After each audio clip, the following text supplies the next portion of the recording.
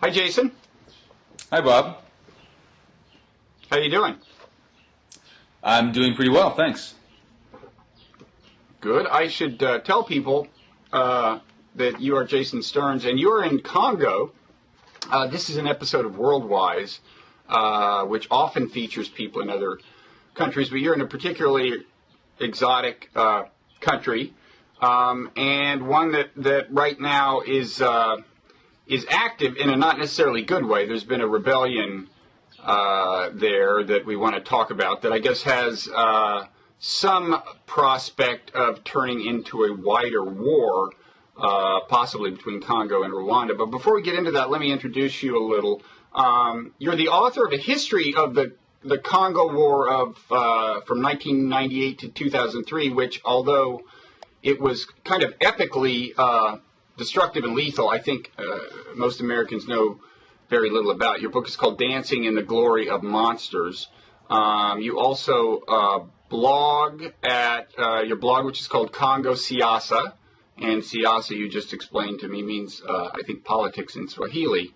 And you're director of the Rift Valley Institute's Usalama project, I believe. Now, was any of that inaccurate? No, that's absolutely correct. Okay, good. So I'm on a roll. Okay, so, what's been a little bit in the headlines in America is that there's this rebel movement called M23 in Congo, which briefly, a couple of weeks ago, seized the city of Goma, and then withdrew from the city of Goma a few days ago. And things are kind of uncertain now. The rebel movement is generally associated with Rwanda. Some people claim it's essentially a proxy for Rwanda. And we want to get into the background of all this and what exactly M23 is. But first, let me ask you kind of a macroscopic question that may be helpful. I mean, if this did turn into a big war between Congo and Rwanda, what are the kind of fault lines that would have kind of led to that? I mean, are we talking about fundamentally the important ethnic fault lines? I mean, the rebels are thought of as mainly Tutsis, I think, which is, of course, one of the two ethnic groups that was involved in the Rwandan genocide. It was the victims, by and large, of the genocide. Are we talking about ethnic, linguistic, religious fault lines, or a sheerly national thing between Congo or Rwanda, or is it just way too complicated for any of those characterizations? How would you describe it? Well, I think it's not too complicated at all for characterizations. I think we ought to resist to have those sort of identity characterizations dominate our analysis. I think that ethnicities in these countries are extremely important. Politics is often built around ethnicity, but ethnicities themselves are constructed, and ethnicity can sometimes be covers or shields of interest politics. So I think that in order to understand what's really behind this, it's more helpful to go a little bit into the history of things rather than to bandy about ethnicities as somehow explanatory causes of what's really going on here. It is true that, for example, there is the government in Rwanda is you could say has a very strong representation of the Tutsi community, and that many of the rebels are Tutsi as well. At least the M23 rebels come from the Tutsi community as well. But I think that not only is that reductive and not very helpful, it also could reinforce some of the stereotypes in the region. There are many people in the region that tend to blame entire communities for abuses or the faults of individuals. So I think we need to resist that. Okay. So how would you, so when people say to you, what is this conflict fundamentally about? And it's somebody who, like me, doesn't know very much, genuinely needs to be enlightened. What's your short answer? Before I get into the history of things, I think the history does do a lot of the explaining itself, but from more of a structural point of view, you can break it down to three primary causes. The first one is the dereliction of the Congolese state. You could say the Congolese state has been hollowed out from within. State institutions are incredibly weak. That was, I think, very visible in the last couple of weeks when the Congolese army took a thrashing by these rebel forces. They were on the run. They themselves are very notorious for committing a lot of abuses. And that weakness of the Congolese state goes back probably to the colonial period under Belgian colonization, but certainly also to the dictatorships that followed that. That there's a tendency, I think, by Congolese leaders, instead of building strong institutions, to rather actually undermine state institutions, fearing that strong institutions could be a threat to them. They prefer to have the state being weak so they can manipulate key players and key institutions within the state. So you've had a history of disorder actually being used as a strategy of rule here, and leaders undermining their own institutions, which has created a security vacuum, you could say, in which groups like this M23 rebellion, but dozens of other armed groups that exist here in the Eastern Congo thrive. So I think that is sort of the first cause, I would say, of this conflict. The second thing I would point to, which has been in the media a lot, as you pointed out, is involvement by Rwanda. Now, in order to understand involvement by Rwanda, you have to go back at least to 1994 when the genocide took place, as you mentioned, and the perpetrators of the genocide, along with roughly a million other people, fled into the Eastern Congo after the current Rwandan government came to power. And then the current Rwandan government continued to fight. Excuse me, these were largely ethnic Hutus who fled into Congo? That's correct. It was almost exclusively people from the Hutu ethnic group. And the Rwandan government, the current Rwandan government that came to power, then continued to wage a war against its enemies, but on Congolese soil. And that some of the following if wars... I could just interject, can I just ask one more question? So, kind of like ironically or whatever, the victims of the Rwandan genocide, their ethnic group wound up being empowered in the aftermath of the genocide. Is that right? So that you had Tutsis who had been the victims of the persecution. They nonetheless were, at the risk of oversimplifying, in a position of power, and their persecutors and people associated with the persecutors then fled into Congo, and they were largely Hutus. Yes, at the risk of being reductive, I would say that's correct, although again with all the caveats of the fact that ethnicity is often used as a pretext and an excuse and masks underlying power and interests, I would say that's roughly correct. Mm-hmm. Okay. Sorry, go ahead. So anyway, so what I was saying is that to understand the role of the Rwandan government in the current crisis, you have to go back to that period, 1994. The genocide took place, the perpetrators fled into the Eastern Congo, and then the Rwandan government continued waging war against them, but on Congolese soil. And that explains much of or at least some of the subsequent history and some of the subsequent wars in the Congo, in which the Rwandan government has always played a very important role. And therefore, Rwanda has come to see the Eastern Congo as essential for its strategic interests. And essential initially because of security. As I said, its enemies all fled there and continued to wage a war against Rwanda based out of the Eastern Congo. So initially the impetus was very much one of security. But subsequently, as Rwanda became more and more involved in fighting in the Congo, it armed proxy groups. It had allies here in the Congo. It also had developed economic and political interests in the Eastern Congo as well. And so it's sort of this combination which is very mineral. Eastern Congo is very mineral rich, I'm told, and that is one of the issues. It's a prize. It is, although I think sometimes people overemphasize minerals are one of the many riches here in the Eastern Congo, but armed groups and rebel groups make money. Basically what they do is they tax anything that they can tax. So it's not about minerals or other things. It's about how much these things are worth. So there are people who've made a fortune off the charcoal trade, for example, or the palm oil trade, or simply doing business of cross-border trade in fuel, in electronics and other things. So anybody who controls trade in the region, be it mineral or otherwise, stands to make a fortune. And the Rwandan government in different points in time has made a lot of money off different kinds of trade, as have many other people. Okay. So what I was going to say is the second factor is this Rwandan involvement in the Eastern Congo with so this regional dynamic. And we can get back to talking a little bit about that in terms of the M23 crisis. But this is sort of the regional dimension where there's a national dimension, which is the collapse of the Congolese state. There's a regional dimension where Rwanda has become, and other countries as well, but in particular Rwanda has become extremely involved in the Eastern Congo for these variety of reasons.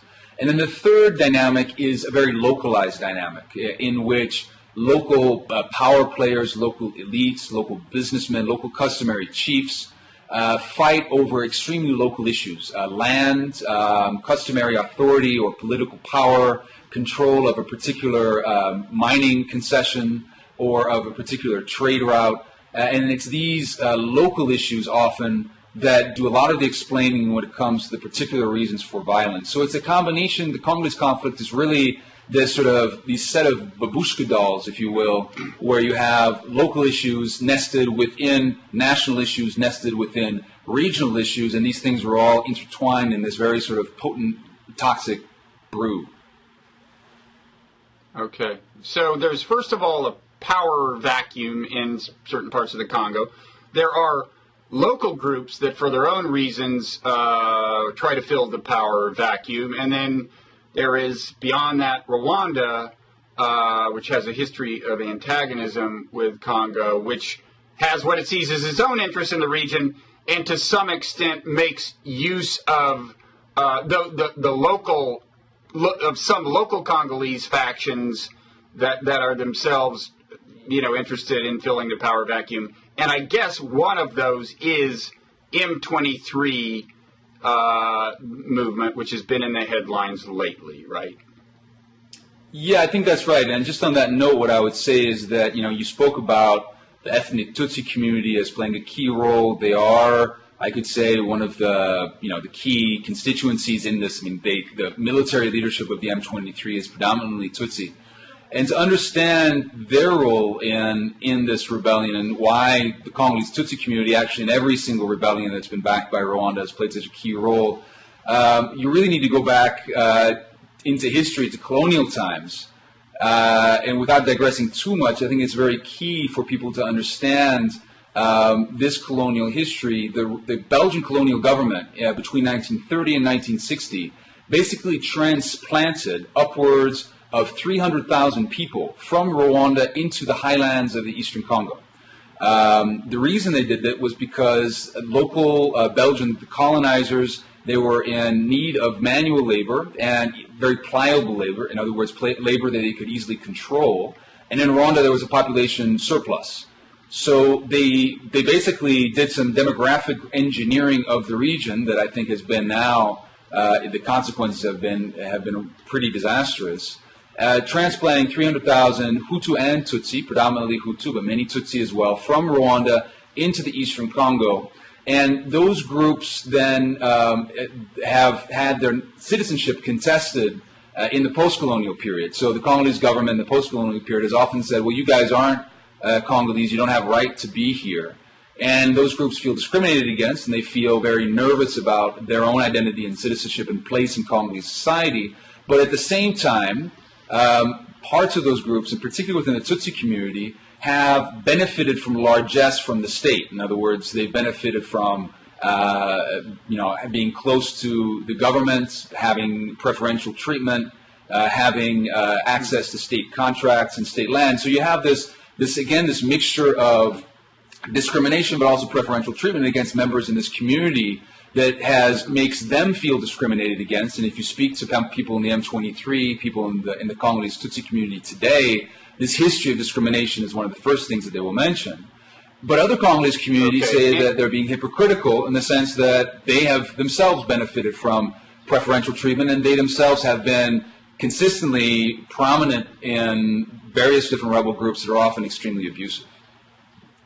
Right, and as I understand it, this relates to kind of the recent history of the M23 movement. So, as I understand it, this is thought of by many as kind of the recurrence of a rebellion by this group, and it gets the name M23, I gather, from an agreement on March 23rd in, I don't know, 2009, 2010 or something, where when the previous, if I'm correct, the previous rebellion by what is to some extent the same group ended when the group was given guarantees about having a certain amount of security and power and a certain kind of role in government and a certain role in the Congolese army. Is that right? And then this kind of came apart, or at least the group is now arguing that guarantees that were made to it by the government at that time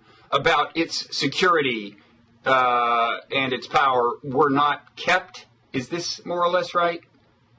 That's, I think that's very accurate. Let me just take a little step back from what you just said to go back to the Congolese War as a general, because I think it helps explain what's going on today. The Congo was in a state of civil and regional war between 1996, roughly speaking, and 2003. This war involved 9 different African countries and split the country effectively into 3 different parts, or actually 5 or 6 different parts, depending on how you count. That state of affairs ended in 2003 with a peace deal that brought the whole country together, and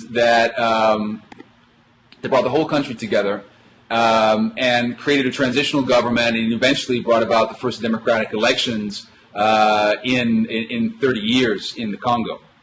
But the problem with that peace deal, and I think this is one of the reasons that you've had these rebellions in the Eastern Congo, is it was extremely disadvantageous to probably one of the strongest belligerent factions.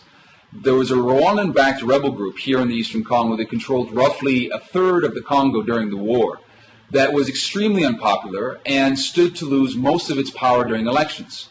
So because this whole peace deal was based on going to elections, this armed group in the Eastern Congo didn't really see it that it was in their interest to go to elections, and they then basically they had a plan B to go into elections, which is starting another rebellion.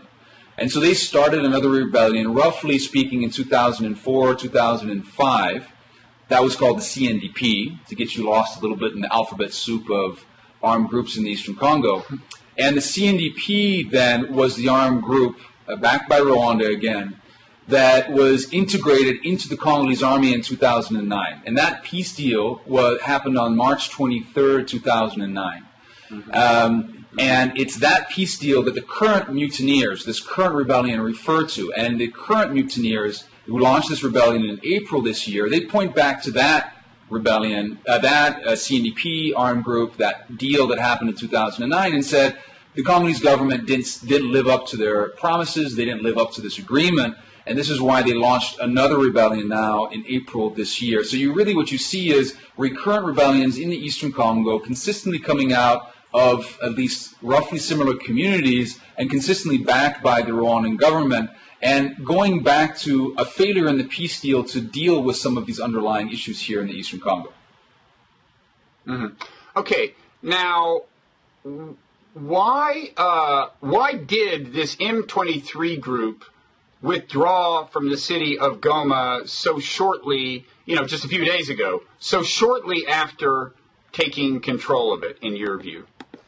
Well, so this rebellion was launched earlier this year in April.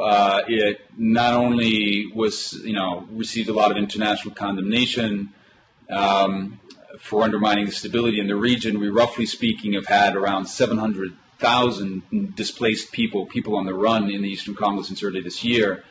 But there was also a lot of evidence of Rwandan backing to this armed group, and the Rwandan government came under a lot of pressure. Over 12% of its budget has been cut by foreign donors, and that has hit them, I think, fairly hard.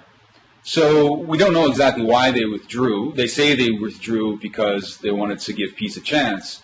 But I think probably the more likely reason is because they were being pummeled in the PR battle, and they wanted to be able to get, I think, the moral upper hand, if you will. They wanted to seem like they were part of the solution, not part of the problem. They wanted to get some good press. It wouldn't surprise me as well if Rwanda wanted to get some weight off its back. There was a regional grouping of regional countries as well, that, including Rwanda and the Congo, that recommended the withdrawal of the M23 from Goma. So I think, in this battle, the rebels often are extremely sensitive to international pressure. It's strange, I think, for American listeners to hear that, given the fact they probably don't know very much about this conflict. But every single rebel group here in the Eastern Congo feels that this mythical beast of the international community is the main power broker, the main audience to everything that goes on here in the Eastern Congo. So when it speaks, people listen.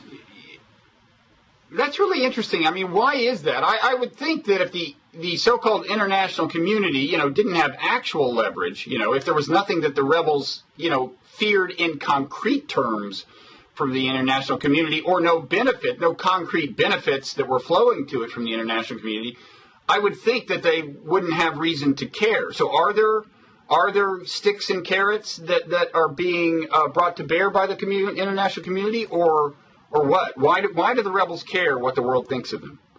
Well, that's a very good question. I think a lot of diplomats, I can't tell you how many diplomats I meet who wring their hands and say, oh, we don't have any leverage, we don't have any leverage. I think the facts are a little bit different. Every single government in this region receives over 40% of its budget through international aid. At least the Rwandan government does, the Congolese government certainly does. So just in terms of finances in the region, this international community, and when they say international community, they largely mean Western countries, but also the World Bank, the IMF, have a lot of financial leverage. The other thing you have to realize is that, the country, the Congo, the region, Rwanda as well, they've been through decades now of war. And at least in the Congo, every single one of these wars has ended in negotiation.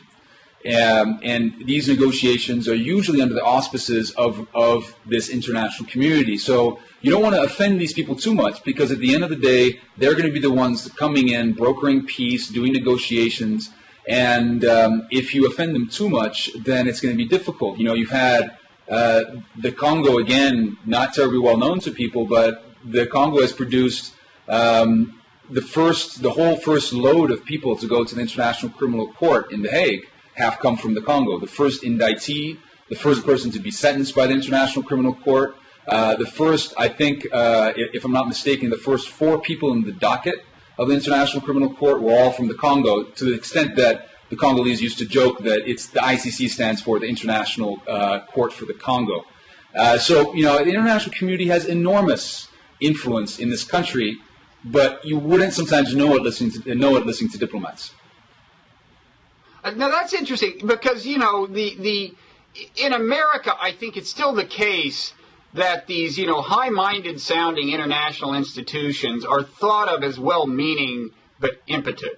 But are you saying that actually in Africa, a dictator or anybody else might actually think twice about committing atrocities because the International Criminal Court is thought of as having real power? Well, there's competing imperatives, if you will, for a dictator or a rebel leader, even a democratically elected president, in the sense that they have to survive. Often they understand surviving to mean being able to extract a large amount of resources, often illegally, because that's the only way they can extract a large amount of resources, to buy people off. It often means intimidating people, and intimidating people means that you have to often, again, break the law. So, there are unfortunately incentives in the country like the Congo or Rwanda for leaders to break the law, and sometimes to break it very viciously. At the same time, more and more, there is also this idea that, breaking the law in too egregious a fashion can come back to haunt you. I wouldn't say that the International Criminal Court has completely, changed people's frame of reference here. I mean, people still do carry out atrocities. The vast majority of these atrocities go unpunished. So impunity is still the name of the game here, if you will. But it has changed things a little bit, and I think that if people understand this, if it hadn't been for the indictment of, for example, one of the main leaders in this current conflict in the M23, Bosco Ntaganda, who's wanted by the International Criminal Court but still running around in the Eastern Congo, I think that the behavior would have been slightly different. Okay. So what do you expect to happen now with M23? I mean, first of all, how worried should we be that this could turn into a very large war between Congo and Rwanda? Is there a significant chance that this thing could get really out of hand? Well, I think there's room for pessimism. There's always room for pessimism in the Congo, unfortunately.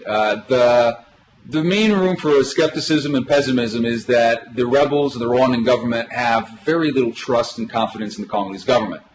They look at President Joseph Kabila, and they see someone who has not lived up to his word, someone who is interested in personal enrichment, but who has done very little in terms of creating national institutions, and someone who can't guarantee their interests, whatever those interests may be, security, economic, the ones I mentioned before. And they also see someone who's not a valid sort of interlocutor for these peace talks. So they're going to go into these peace talks. The Congolese government, at least when I speak to them, they say that they envisage largely another sharing of the pie solution. In other words, we're going to give them some positions here and there, maybe a national ministry, some command positions in the army, and we're going to buy them off like that. And the problem for the rebels with that, is that they don't trust the Congolese government to live up to those commitments. Who's to say that the moment the Congolese government strikes a deal like that and they integrate these people into the army, they don't turn around and arrest them all? So the mistrust at the moment, I think, has gotten to very risky levels, to levels that mean that both Rwanda and the M23 may prefer escalation instead of compromise. So I think peace talks are currently ongoing now, but my feeling is this is a tactical retreat and a tactical ceasefire that is most likely to end in a further escalation of violence. If there is not, and here again I think the international community can play an important role, if there is not much more significant deployment of diplomatic and political capital in the region, and by that I mean as a special envoy from the United Nations, high-level attention from people like the U.S. Secretary of State, and others, increased financial pressures on both governments to play a constructive role in ending this crisis, considering sending a military mission here to the Eastern Congo with a much more proactive and strong mandate to actually protect civilians and preempt further violence. So I think that those things could get us closer to a stable solution, but without those things, my guess is that we're looking at another escalation of violence here. Okay, you mentioned a military mission. I mean, under whose auspices would that come? Would that be technically a regional force, and would it have a UN mandate? And does such a force already exist in some measure? So the force that's been here since 2000 is the UN Peacekeeping Force. There are 19,000 UN peacekeepers here. It's one of the largest UN peacekeeping forces in the world. It costs a lot of money. It costs $1.4 billion a year. Largely footed by the United States. The U.S. government pays roughly 25 to 30% of that. So there is already a peacekeeping force here. The problem with that peacekeeping force in many people's eyes is that its mandate is not aggressive enough. In other words, they are more observers than players in the conflict. For example, with the fall of Goma recently, they didn't stand by and let Goma fall, but at the end of the day, when the Congolese army crumbled and ran, they also didn't stand up to protect the town, and many people were outraged by that. So the regional countries, so the countries in the immediate region here in Central Africa, have proposed, you could say, a competitor force or an alternative force to the UN force. They call it a neutral force. This neutral force was initially supposed to consist of 4,000 soldiers from the region to go in and, as they said, quote-unquote, eradicate rebel forces, which meant basically waging war against the M23, as well as Rwandan rebels that the Rwandan government is seen to be concerned about here in the Eastern Congo. The problem with that force, I think in particular, is that nobody really thinks that countries in the region are willing to send 4,000 soldiers into what would be extremely dangerous and risky counterinsurgency operations. I mean, these people would be going into very difficult terrain, deep jungles, mountainous areas, and fighting against relatively well-organized armed groups. This means casualties. This is kind of stuff that the U.S. has been engaged in elsewhere with far more equipment and better training. And I think that countries in the region would probably be pretty reluctant to do that. It would also be expensive. They've said that it would be probably roughly $100 million a year, although, as I said before, the UN peacekeeping mission is far more expensive than that. So, there are various different military options that can be put on the table, but I would emphasize that I don't think anybody can shoot their way out of this problem. I think there has to be a political solution or a political process, and in the framework of that political process, you could see how military force could help put pressure on various sides. But I don't think military force in the absence of a larger political process is going to be successful. So it sounds like you think, to some extent, it's really a question of focus. The American administration, for one thing, just paying more attention and devoting more diplomatic resources and things like that. Am I wrong? I think so. One of the things you can go back and look at. There was a peace deal, as I said before, that reunited the country between 2003 and 2006 and brought it to democratic elections that were relatively good elections.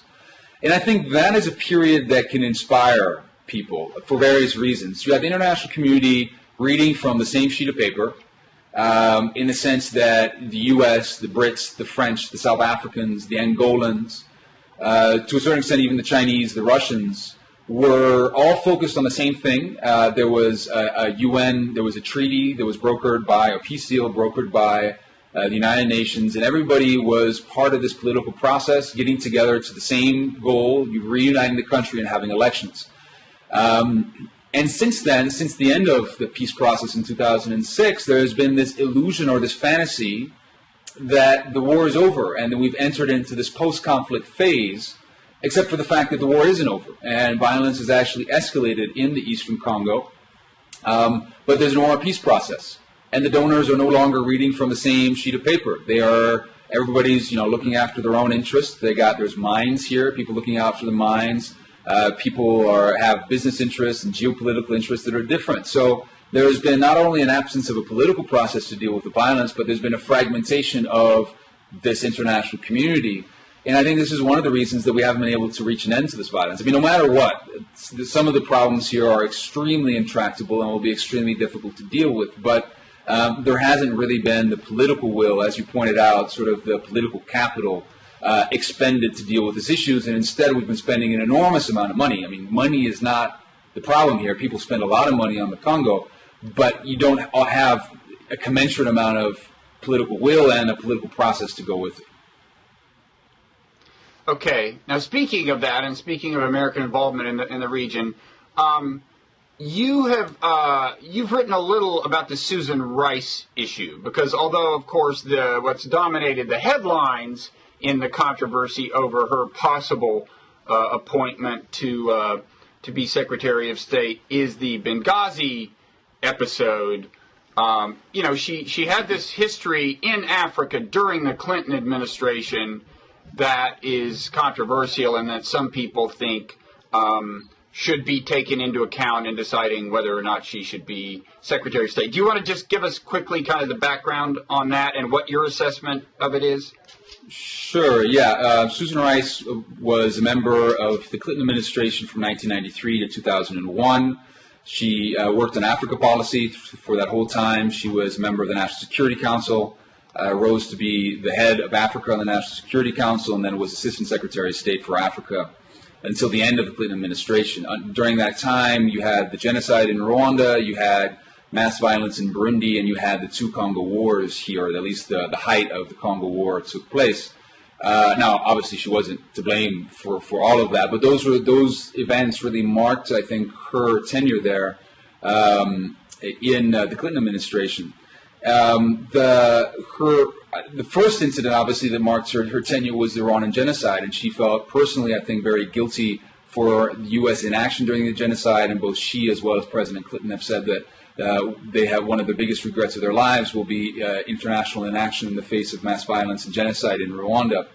And she vowed for that never to happen again. But immediately in the wake of the genocide, the Clinton administration became involved in the championing, you could say, of new African leaders. They saw a new breed of African leaders arising on the continent, very often coming to power through rebellions, and having a much more energetic, visionary approach to leadership that were open to human rights and to free markets, to open to economic reforms, that were speaking the language really that I think many people in the West wanted to hear, and that also seemed to be much more responsible than the older breed, the typical sort of stereotypical African dinosaur dictators. So Susan Rice was involved in this championing of new leaders in Eritrea, Ethiopia, South Sudan, Uganda, and in Rwanda. And in particular, the Clinton administration backed what they saw was a visionary government in Rwanda. This was led by the current president, Paul Kagame, that was able to do an enormous amount.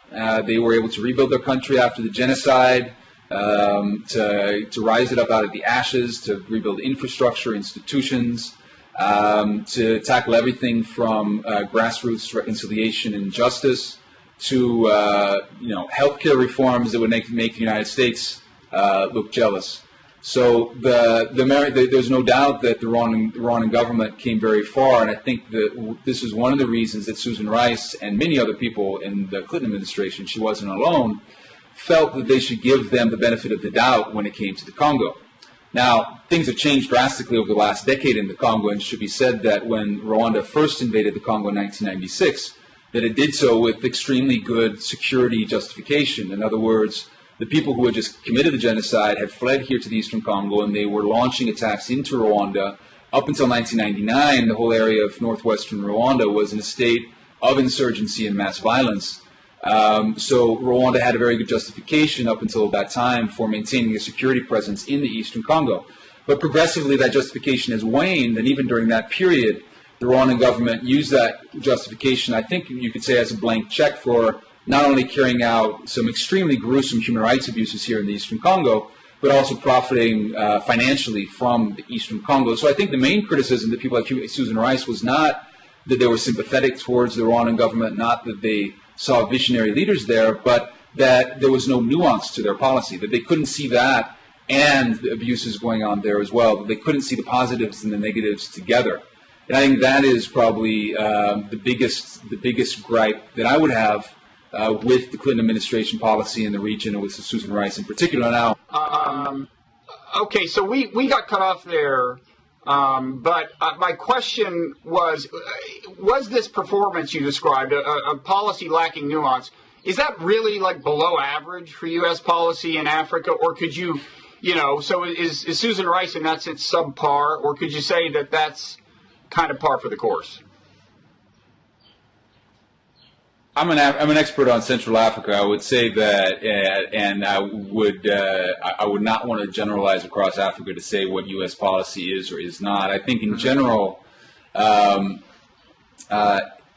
is a lot to ask of U.S. diplomats to expend what I would call political capital as well as financial capital in many of these areas. Rwanda, Congo, they figure far down in terms of U.S. priorities worldwide. And it's difficult to capture the attention of Secretary of State, of Congress, of the President himself in these various crises. But I would say that, and that's what, and so I think it is a lot to ask. But this is one of the worst humanitarian catastrophes of our time.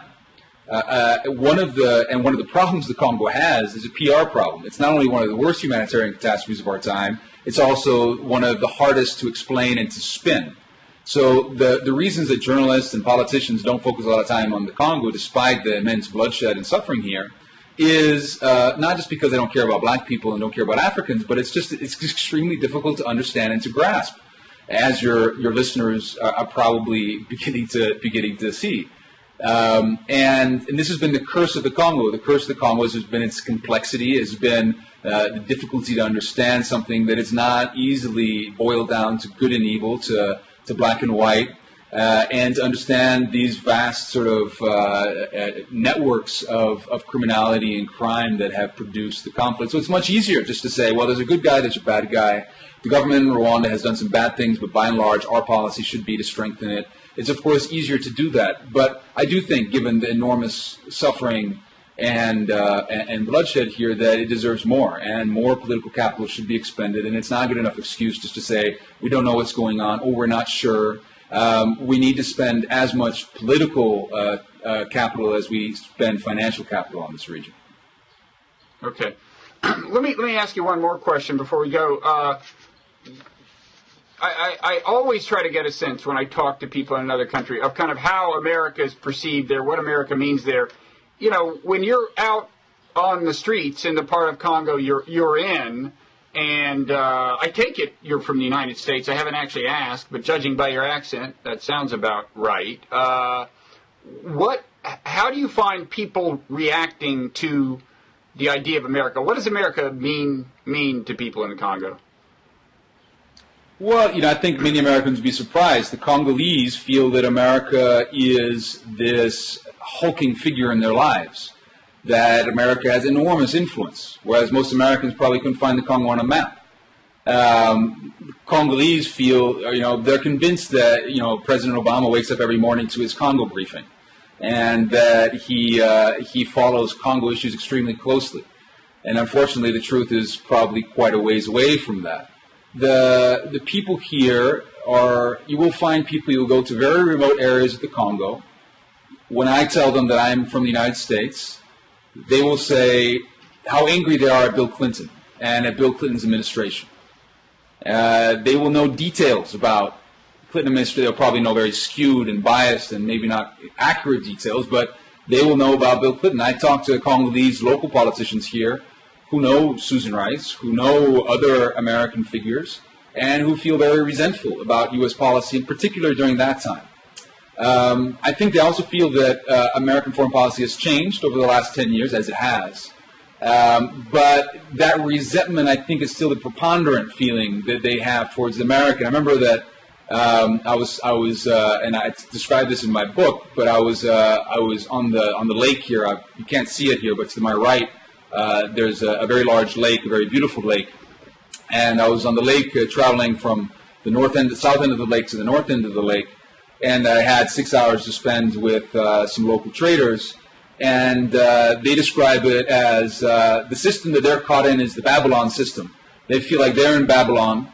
This was sort of Bob Marley reference, if I remember correctly, that they're in Babylon and that Babylon is basically being perpetrated by the United States. In other words, the United States is the puppeteer pulling the strings here, and the poor Congolese are the ones who suffer. Now, obviously, not all Congolese feel the same way, but there is a feeling that, as they will often put it, okay, so the United States isn't to blame here, but they are the biggest superpower in the world, and if they wanted to stop it, they could, so they're guilty complicity out of negligence. I think you could probably describe it. I think that's many Congolese would feel that.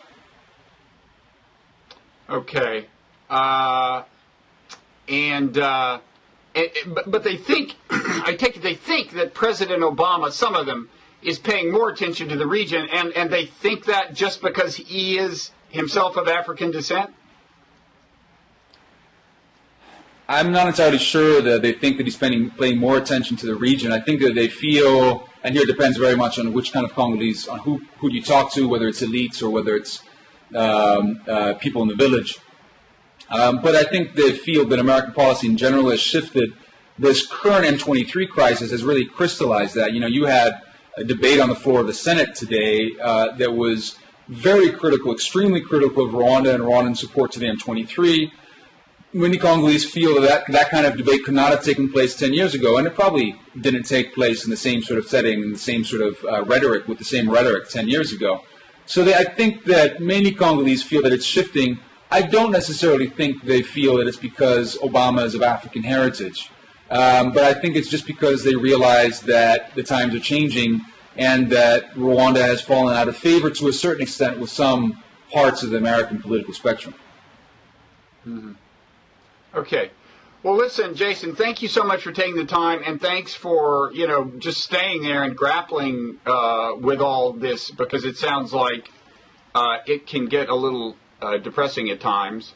And I admire you for doing it. Your book, again, is Dancing in the Glory of Monsters, about a really huge and horrific war that ended about 10 years ago there that Americans don't know enough about. Your blog is Congo Siasa. And I believe your Twitter handle is at Jason K. Stearns. Is that right? That's correct, yeah. Okay. Well, listen, thanks again. I hope we'll do this again at some point, and keep up the good work. It was my pleasure. Thanks a lot. Okay. Bye-bye.